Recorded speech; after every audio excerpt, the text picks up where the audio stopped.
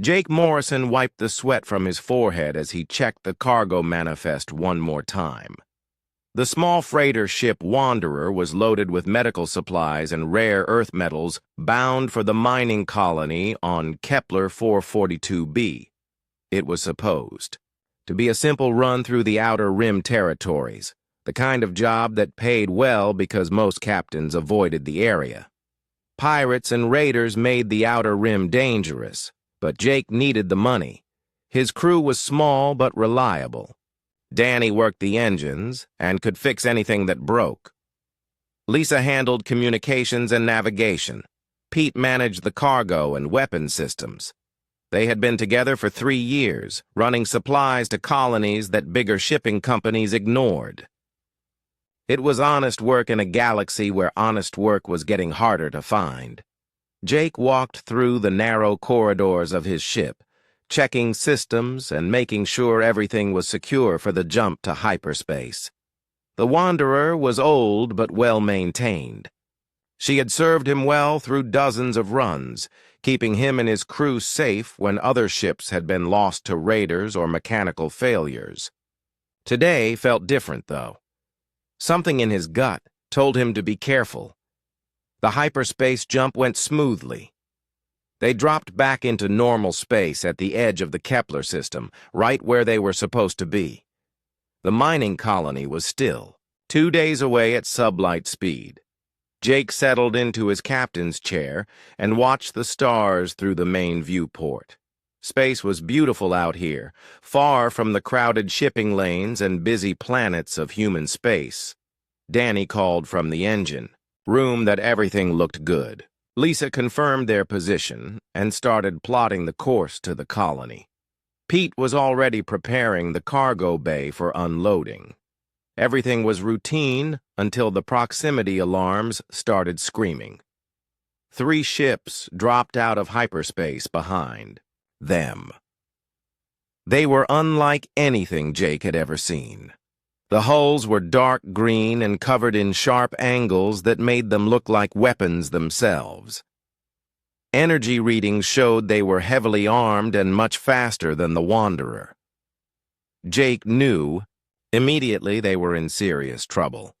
Lisa tried to hail the unknown ships but got no response. The alien vessels moved into attack formation with military precision. Jake ordered evasive maneuvers and told Pete to power up their defensive systems. The Wanderer only had basic shields and a few light weapons, nothing that could stand against 3 warships. The first energy blast hit their port side, overloading the shields instantly. The second blast tore through the cargo bay, destroying half their supplies and causing explosive decompression. Danny screamed over the intercom that the engines were failing. Lisa worked frantically to send a distress signal, but the aliens were jamming all communications. Jake fought to keep his ship flying as more energy blasts hammered into the hull. He had been in tight spots before, but nothing like this. The aliens were not trying to destroy them completely.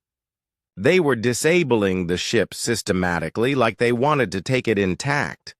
That scared Jake more than if they had just tried to blow them up. The third blast took out their main engines.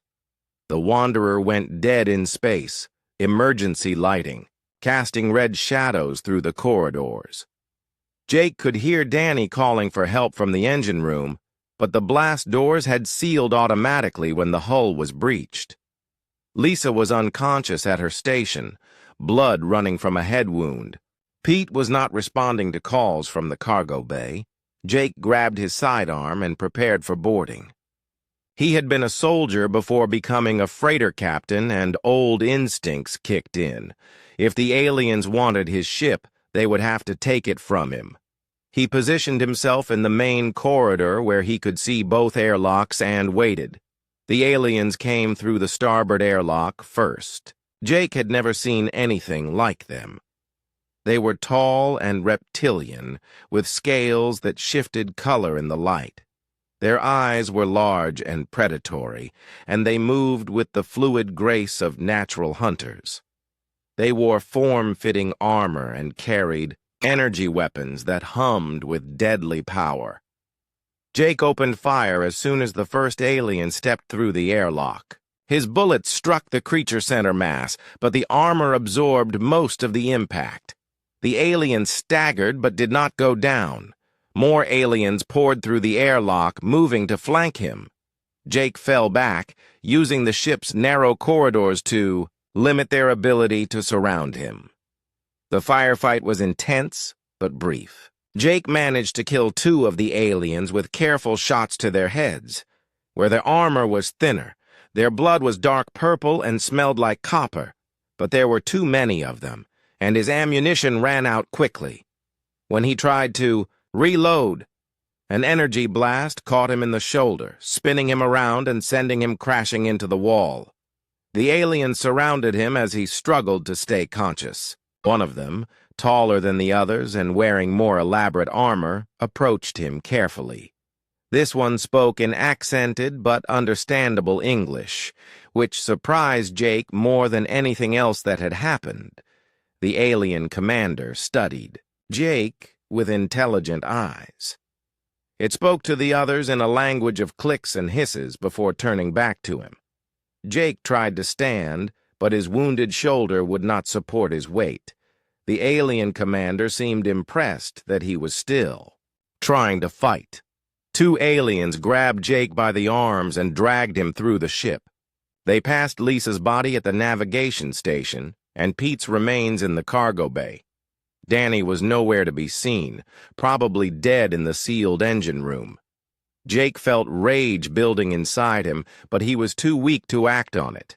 The aliens had killed his crew and taken his ship, and now they were taking him somewhere he probably did not want to go. They brought him aboard their ship through a docking tube. The alien vessel was larger than it had looked from outside, with high ceilings and corridors designed for beings taller than humans. The walls were covered in organic-looking patterns that seemed to pulse with their own light. The air smelled different, with an oily undertone that made Jake's nose burn. They threw him into a small cell with walls that looked like they were grown rather than built. There was a sleeping platform, a waste facility, and nothing else. The door sealed with no visible mechanism. Jake tested the walls and found them harder than steel despite their organic appearance. There was no way out that he could see. Jake sat on the sleeping platform and took stock of his situation. He was wounded, alone, and captive aboard an alien ship with no idea where they were taking him. His crew was dead and his ship was probably being stripped for salvage. He had no weapons, no way to communicate, and no plan for escape. But Jake Morrison was still alive, and as long as he was alive, he could cause problems for his captors. He had learned patience and planning during his military service, and he would need both now. The aliens had made a mistake taking him prisoner instead of killing him outright. Jake intended to make sure they regretted that decision. Jake had been counting days by the rhythm of the ship's lighting cycle. 6 months had passed since the aliens took him prisoner. 6 months of tests, interrogations, and careful observation. The Caltharians, as he had learned they were called, treated him like a fascinating animal in a zoo. They studied his reactions to different situations, tested his physical limits, and tried to understand what made humans different from the dozens of other species they had enslaved. Commander Vextar visited him regularly. The alien leader was intelligent and spoke several languages, including the broken English he used with Jake. Vextar was curious about human homeworlds and military capabilities, but Jake gave him nothing useful. When asked about Earth's defenses, Jake would smile and say the aliens would find out soon enough. When questioned about human technology, he would claim ignorance or give deliberately false information.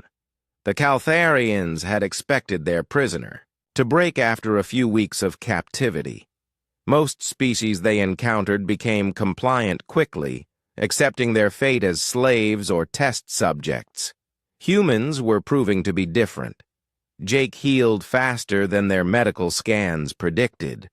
He adapted to their food and atmosphere without the health problems other species experienced. Most disturbing to his captors, he showed no signs of the psychological breakdown they expected. Jake used every moment to learn about his captors. He memorized the layout of their ship by counting steps and noting turns during his movements between cells and testing chambers. He studied their language, picking up words and phrases from conversations he overheard. He observed their social structure, noting which aliens deferred to others and how their command hierarchy worked. The Caltharians made several critical mistakes in their treatment of their human prisoner. They underestimated his intelligence, thinking his questions about their culture were simple curiosity rather than tactical intelligence gathering. They assumed his physical conditioning was natural rather than the result of military training. Most importantly, they believed their security systems were adequate to contain any organic being. Jake's cell was designed for species much weaker than humans. The restraint fields were calibrated for aliens with less muscle density and slower reflexes. The monitoring systems tracked vital signs and movement patterns based on non-human biology. The guards rotated on schedules designed around Caltharian sleep cycles, which were different from human circadian rhythms. During his 4th month of captivity, Jake began testing the limits of his containment more aggressively. He exercised constantly, building strength while making it look like nervous pacing. He practiced moving silently, timing his movements to coincide with the ship's engine vibrations. He studied the guards' routines and identified the times when security was lightest. The opportunity he needed came when the ship docked at Kelthera Station. Jake had been listening to crew conversations and picking up enough of their language to understand that this was a major military base. More importantly, he overheard discussions about planned raids on human colonies. The Caltharians had found navigation data in his ship's computers and were planning to capture more humans for their slave markets. Jake knew he had to escape and warn Earth about the coming attacks. During the docking procedure, security protocols were relaxed as crew. Members focused on loading supplies and transferring prisoners. Jake had been moved to a holding area near the ship's docking port, along with several other alien captives who were being sold at the station's slave markets. The other prisoners were from a species called the Vorthon, small gray-skinned humanoids with large eyes and fragile builds. They had been slaves for so long that they barely reacted to their surroundings.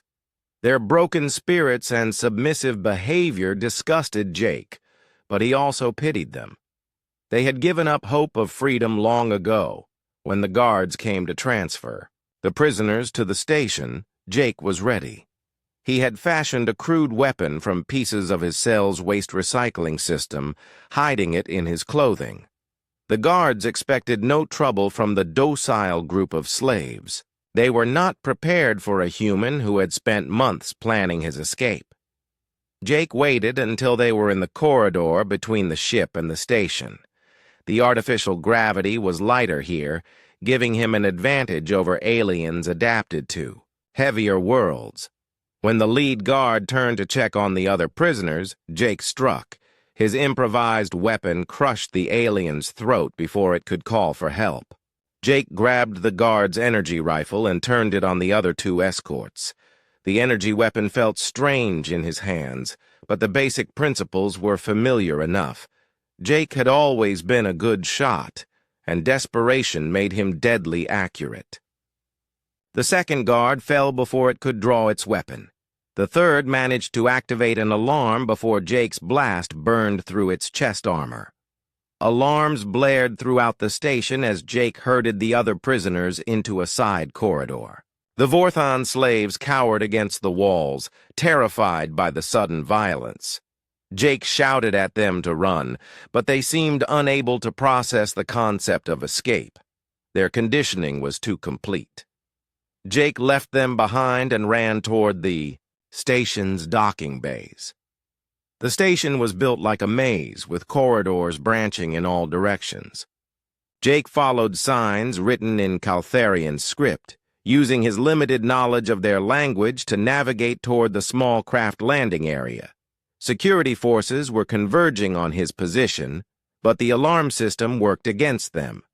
In the chaos and confusion, Jake looked like just another alien running through the corridors. He found the small craft bay and searched for a ship he could steal. Most of the vessels were too large for one person to operate, but Jake spotted a small scout ship that looked promising. The airlock was open and there were no guards visible. Jake slipped inside and quickly familiarized himself with the controls. The alien flight systems were more intuitive than he had expected. Basic concepts like thrust, steering, and life support were universal. Jake powered up the engines and sealed the airlock just as Caltharian security forces reached the landing bay. Energy blasts struck the ship's hull as Jake lifted off, but the scout vessel's shields held. Breaking free of the station's docking area, Jake accelerated toward open space. Caltharian fighters launched in pursuit, but the scout ship was fast and maneuverable. Jake had been a decent pilot during his military service, and those skills came back quickly. He dodged through the station's superstructure using the massive installation's bulk to block enemy fire. As he reached the edge of the station's defense perimeter, Jake activated what he hoped was the hyperspace drive. The scout ship's systems were different from human technology, but the basic principles seemed similar. The stars stretched into lines as the ship jumped into faster-than-light travel, leaving the Caltharians behind. Before jumping, Jake had managed to plant a computer virus in the station's communication systems. It was crude work, but his knowledge of basic programming and the access codes he had memorized during his captivity were enough to create a delayed disruption. The virus would activate later and cause system-wide communication failures throughout the Caltharian network. Alone in the stolen scout ship, Jake set course for human space. The journey would take weeks, and he had limited supplies. The ship's food synthesizers produced barely edible paste that tasted like chemicals, and the recycled water had an oily aftertaste. But Jake was free, and he carried information that could save human colonies from Caltharian raids.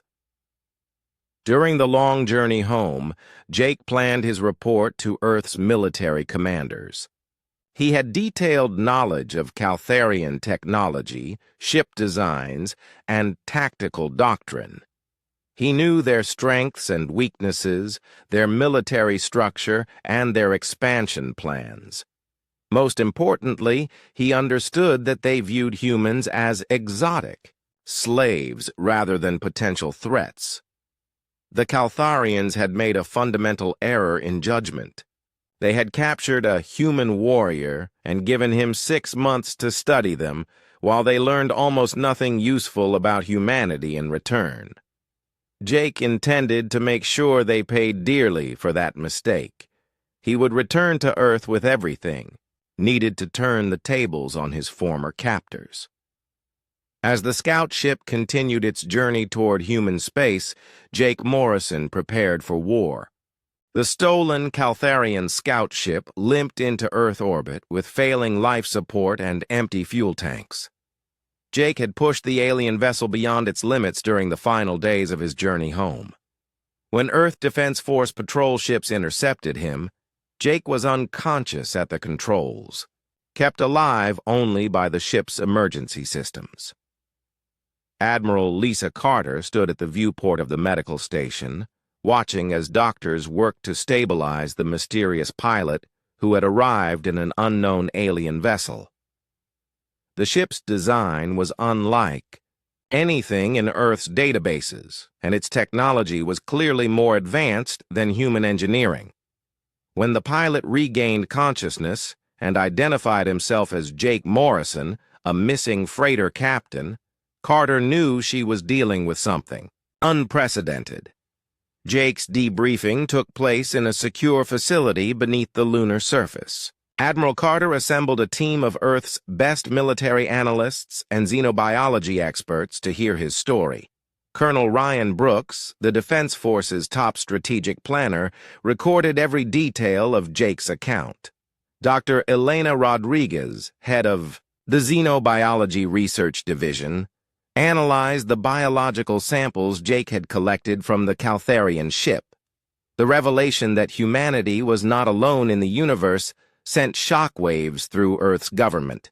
Even more disturbing was Jake's report that hostile aliens were already planning attacks on human colonies. The Caltharians viewed humans as valuable slaves and intended to raid isolated settlements for captives. Earth's leaders faced the terrifying reality that their species was already at war without knowing it. Jake's detailed intelligence about Caltharian capabilities painted a grim picture. The aliens possessed faster-than-light travel, energy weapons, and shields that made their technology superior to human engineering. Their military was organized and experienced, having conquered dozens of other species. They operated a vast slave trade network spanning multiple star systems. Most concerning, they had already analyzed navigation data from Jake's ship and knew the locations of human colonies. Commander Alex Murphy, leader of Earth's Special Forces, studied Jake's tactical observations with growing concern. The Caltharians fought like professional soldiers, using coordinated tactics and advanced equipment. However, Jake had identified weaknesses in their approach. They relied heavily on technology and standard procedures, showing little creativity or adaptability when faced with unexpected situations. Their armor was strong but had vulnerable points. Their overconfidence made them careless. Dr. Rodriguez's analysis of the biological samples revealed important information about Caltharian physiology. The aliens were stronger than humans but less agile. They had excellent vision but poor hearing compared to human standards. Their bone density was lower, making them more vulnerable to impact weapons.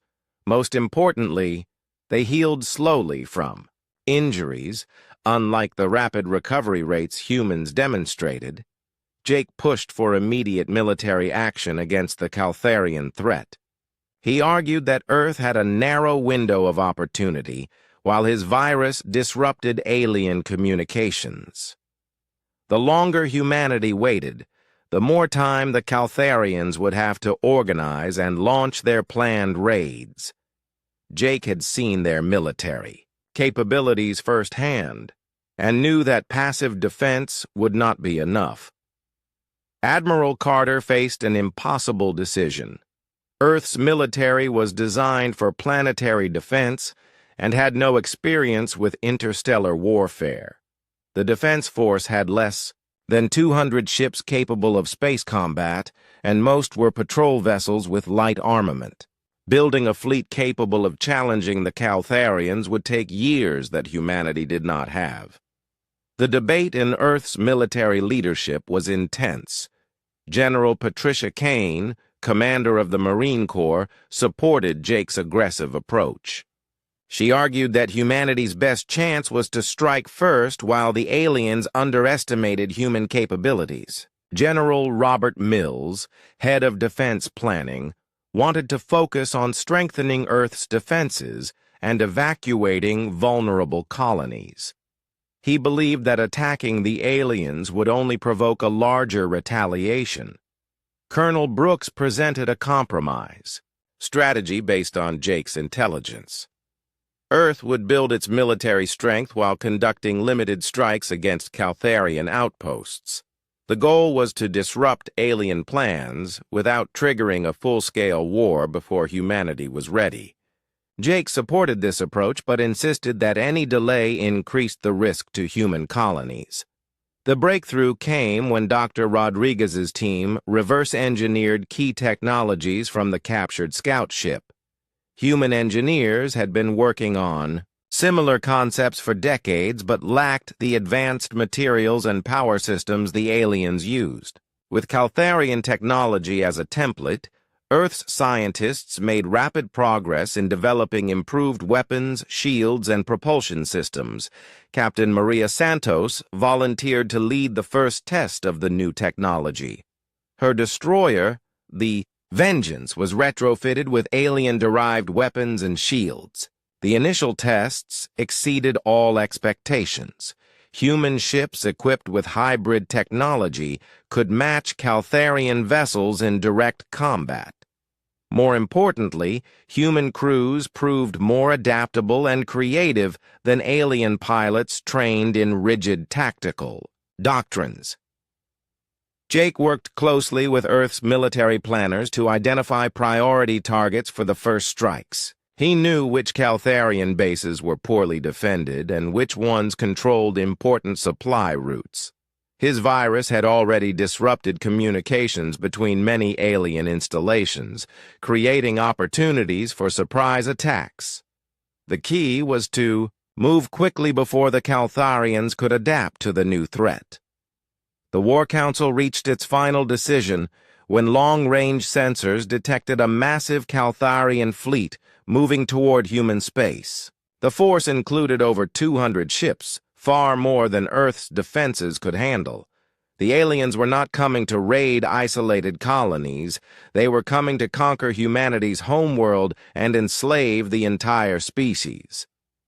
Admiral Carter authorized Operation Deathstrike, humanity's desperate plan to stop the invasion.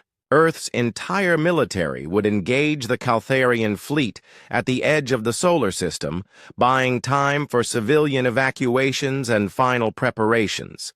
Jake would lead a special operations team to infiltrate the enemy command ship and eliminate their leadership. It was a dangerous plan with little chance of success, but it was humanity's only option. Jake accepted his mission without hesitation. He had spent 6 months studying his enemies and planning his revenge. The Caltharians had killed his crew and threatened his species. Now he would show them the price of taking a human prisoner. He selected a team of Earth's best special forces operators and began intensive training with captured alien equipment. Commander Murphy provided Jake with everything he requested for the mission. The team would use a modified version of the scout ship Jake had stolen, equipped with the latest stealth technology and human Caltharian hybrid weapons. Their target was the Caltharian flagship, a massive dreadnought that served as the invasion fleet's command center. If they could eliminate the enemy leadership, the alien fleet would lose coordination and become vulnerable to Earth's counterattack. As the Caltharian invasion fleet approached the solar system, Jake prepared for the most important mission of his life. He had returned to Earth with intelligence that revealed humanity's enemies. Now he would return to the Caltharians with a message of his own. They had taken a human prisoner and learned nothing useful about his species. Jake would teach them what humans were really capable of when they fought for their survival. The war for humanity's future was about to begin, and Jake Morrison intended to make sure the aliens regretted ever hearing the name of his species. Earth's message to the galaxy would be written in the wreckage of the invasion fleet. Jake Morrison stood in the doorway of the Caltharian command center with an energy rifle in his hands and death in his eyes. Supreme Commander Zek Thule turned from his command console to face the human who had haunted his thoughts for months. The alien leader finally understood what he was looking at. This was not a clever animal or an exotic slave. This was a predator from a world where only the strongest survived, and it had come for revenge. The command center erupted into chaos as Jake's team poured through the entrances. Earth's Special Forces operators moved with lethal efficiency.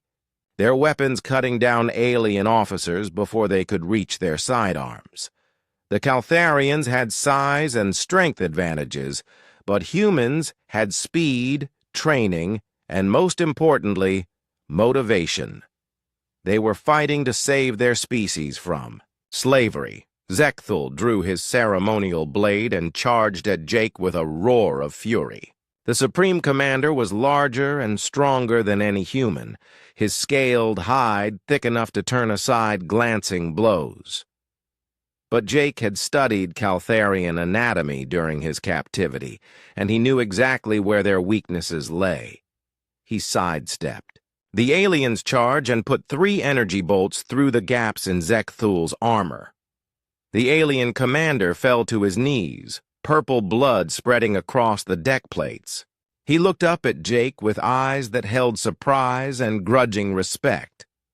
In his own language, he spoke words that Jake had learned during his imprisonment. The Supreme Commander was acknowledging defeat and asking for an honorable death. Jake's response was delivered in perfect Caltharian, learned through months of careful observation.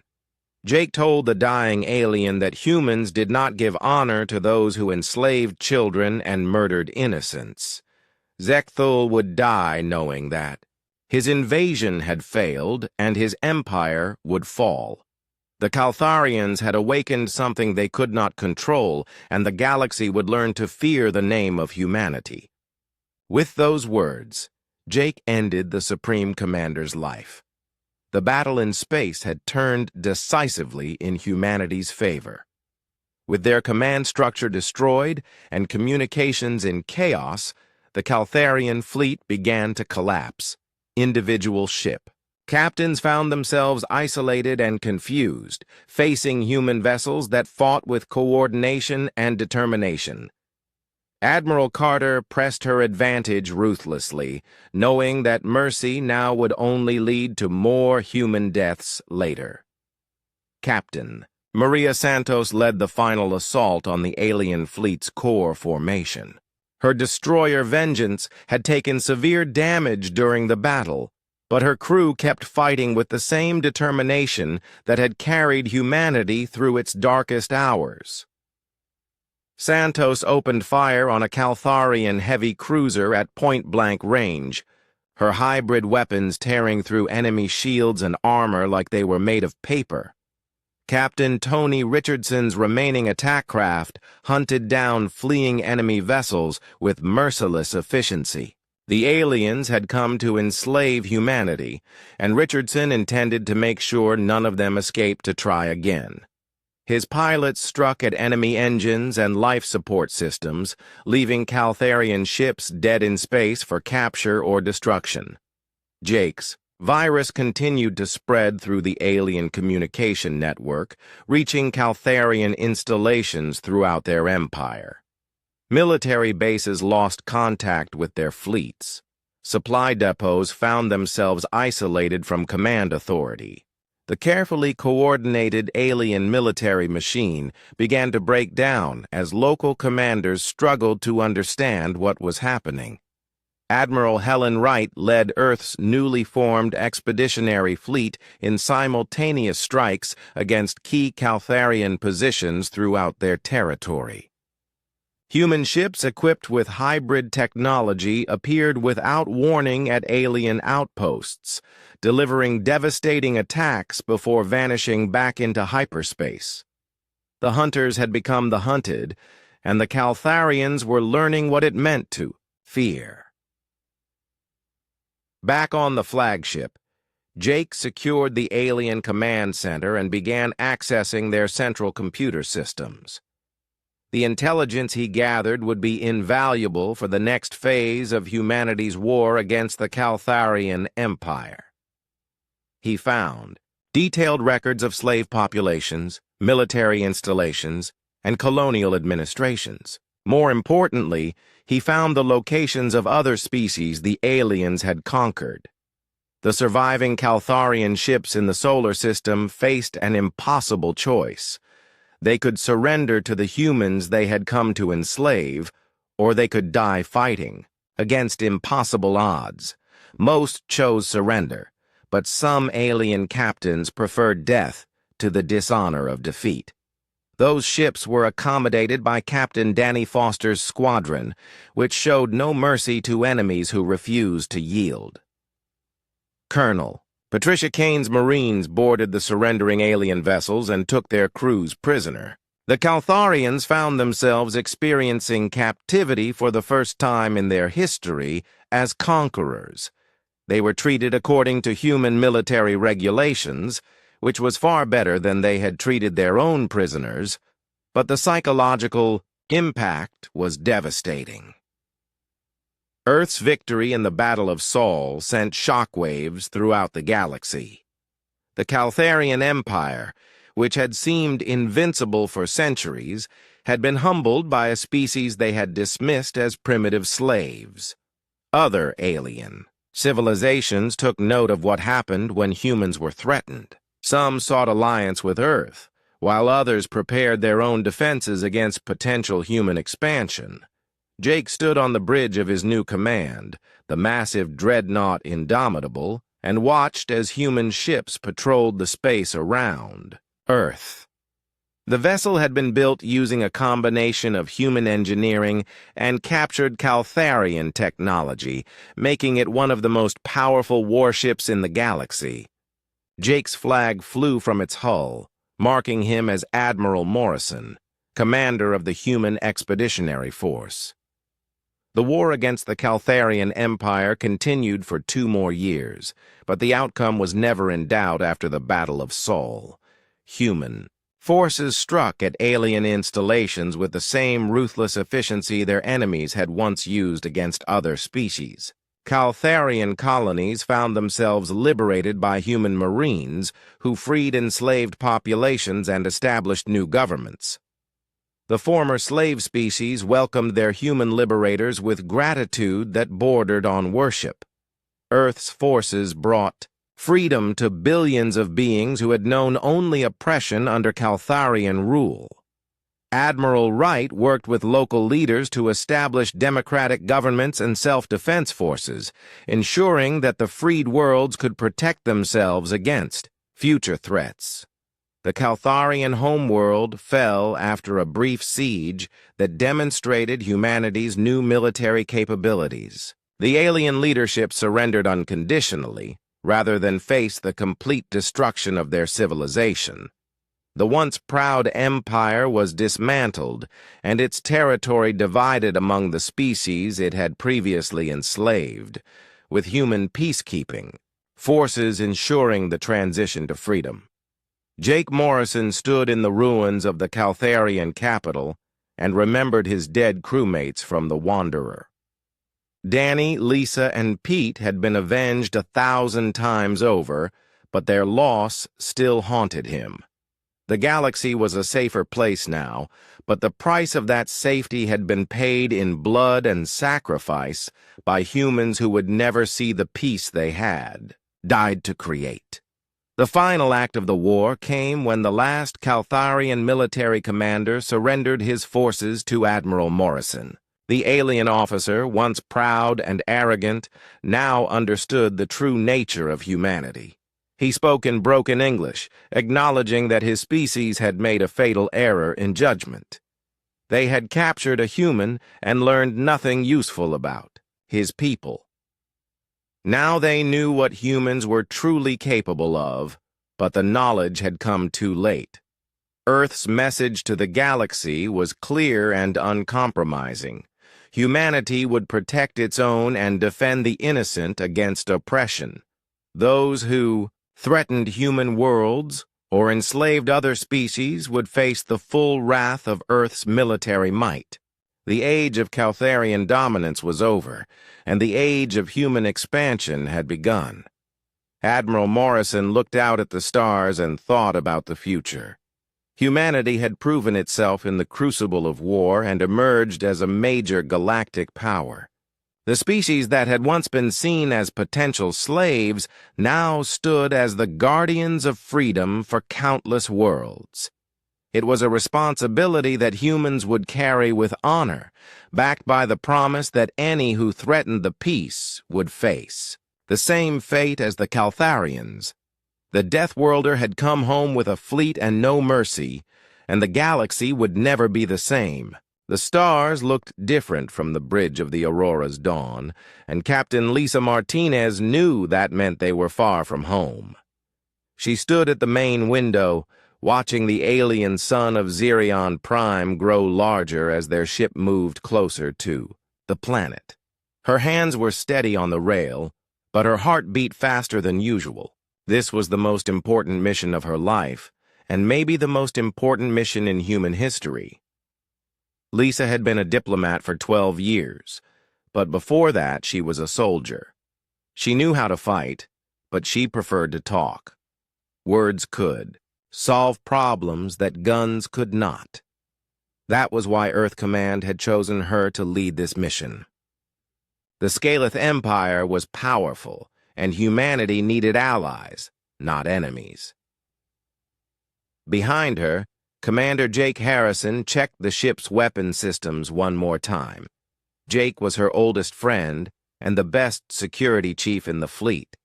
He had short brown hair and worried eyes that never missed anything dangerous. He did not like this mission. He thought they were flying into a trap. The weapons are ready, but I still think this is a bad idea, Jake said quietly. We know almost nothing about these aliens except that they control 50 star systems and have ships bigger than ours. Lisa turned to face him. She was a tall woman with black hair tied back in a neat bun. Her uniform was clean and pressed with the gold bars of a captain on her shoulders. She had kind brown eyes, but they could become hard as steel when she needed to be tough. We have to try, Jake, she said. Earth has 3 billion people and 12 colonies.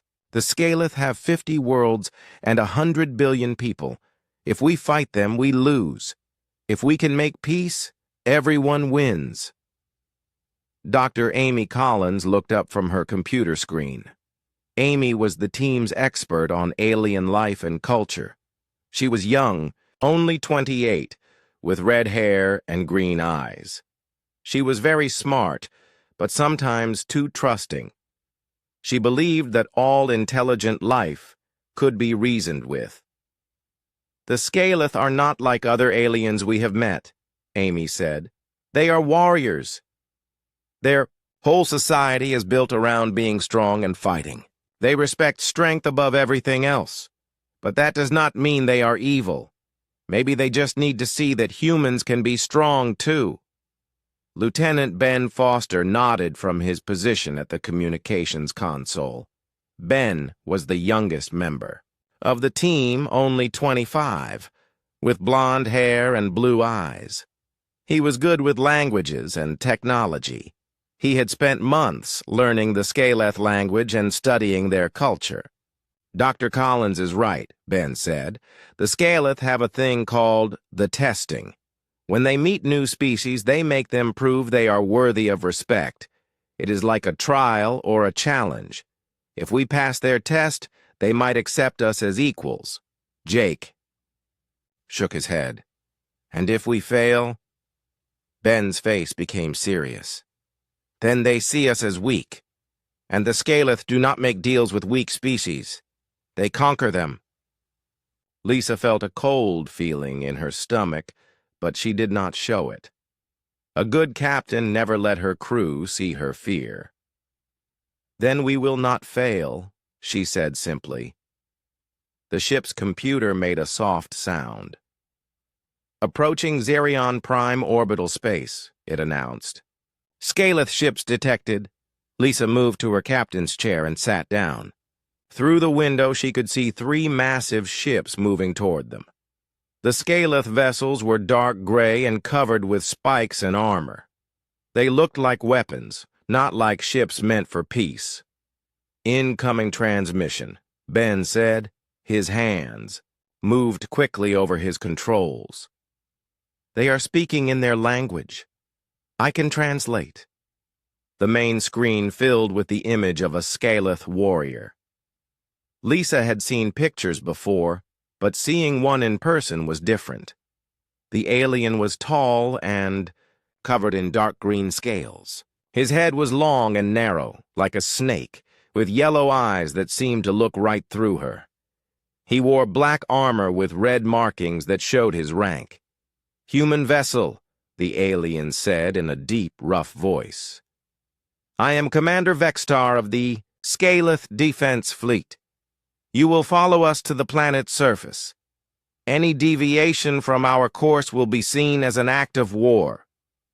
Lisa stood up and smoothed her uniform. "This is Captain Lisa Martinez of the human vessel Aurora's Dawn. We come in peace, seeking diplomatic relations between our peoples." The Scaleth commander made a sound that might have been laughter, but it was not friendly. "Peace is for the weak. You will be tested, human. If you prove worthy, you may speak with High Commander Zethkar. If not, you will learn what happens to weak species who dare to enter Scaleth space." The transmission ended. Lisa looked at her crew. Jake's hand was near his weapon, even though it would do no good against 3 warships. Amy looked nervous, but excited. Ben was checking his translation. Equipment again. "Well," Lisa said, trying to sound calm, "I guess we are about to meet our hosts." The Aurora's Dawn followed the Scaleth ships down to the planet. Xerion Prime was a desert world with red sand and black rocks. The cities were built like fortresses, with high walls and guard towers. Everything looked like it was made for war. They landed at a spaceport that was really more like a military base. Scaleth soldiers in armor were everywhere. They carried weapons that looked very advanced and very deadly. Lisa noticed that all the other ships in the port were also military vessels. There were no trade ships or civilian craft. As they walked down the ramp of their ship, Lisa felt the heat of the alien sun on her face. The air smelled of metal and burning fuel. 50 Scaleth warriors stood in perfect lines, watching them. Their yellow eyes never blinked. A new Scaleth approached them. This one was even bigger than the others, with more elaborate armor and scars across his face.